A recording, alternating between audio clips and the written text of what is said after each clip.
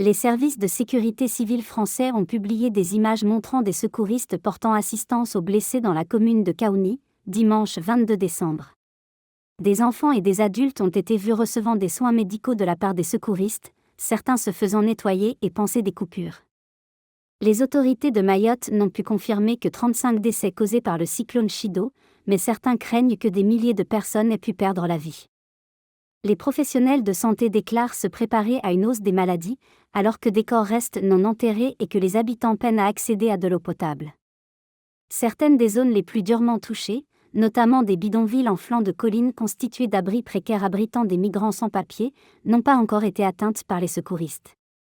Les services de sécurité civile français ont publié des images montrant des secouristes portant assistance aux blessés dans la commune de Kaouni, dimanche 22 décembre.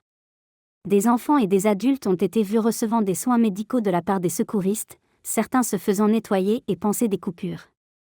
Les autorités de Mayotte n'ont pu confirmer que 35 décès causés par le cyclone Chido, mais certains craignent que des milliers de personnes aient pu perdre la vie. Les professionnels de santé déclarent se préparer à une hausse des maladies, alors que des corps restent non enterrés et que les habitants peinent à accéder à de l'eau potable. Certaines des zones les plus durement touchées, notamment des bidonvilles en flanc de collines constitués d'abris précaires abritant des migrants sans papier, n'ont pas encore été atteintes par les secouristes.